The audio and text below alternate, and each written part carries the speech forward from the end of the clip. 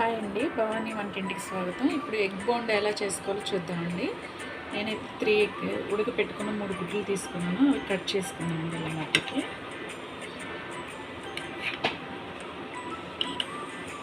ఇలా చేసుకొని పక్కన పెట్టుకున్నాను. 1 కప్పు శనగపిండి తీసుకున్నానండి. అందులోనే రుచికి సరిపడా ఉప్పు, కొంచెం కారం, కొంచెం పసుపు, కొంచెం గరం మసాలా, చిటికెడు వంట సోడా,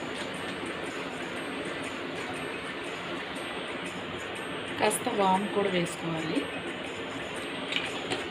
ఇవన్నీ కలిపేసుకున్నామండి. కలుపుకొని వాటర్ వేసి తిక్కుగా కలిపేసుకున్నాం.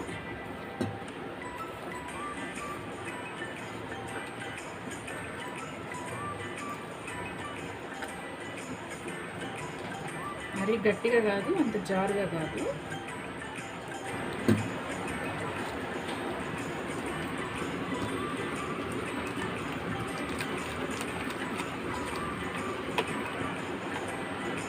ఇలా ఉండలు లేకుండా కలిపేసుకొని ఇలా మరీ అంత ఇదిగా కాకుండా ఉంటే సరిపోతుంది. ఇలా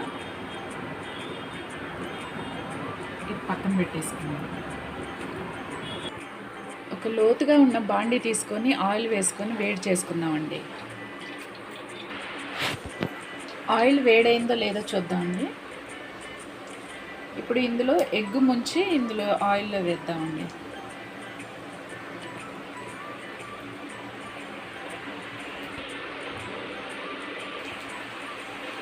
ఇలా 2 వైపులా కలర్ వచ్చేంత వరకు సన్న మంట మీద కాల్చుకోవాలండి. ఒకేసారి హైలో పెడితే మాడిపోతుంది.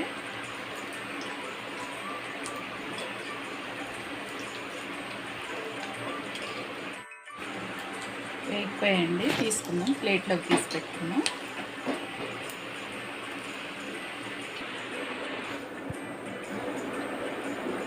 ఇలా ప్లేట్లో తీసి పెట్టుకొని మిగతా ఇలా రెడీ చేసి పెట్టుకున్న వాటిలో ఉల్లిపాయలు, సన్నగా తరిగిన ఉల్లిపాయలు, కొత్తిమీర, ఉప్పు, కారం కొంచెం, ఈ 2 కలిపేసి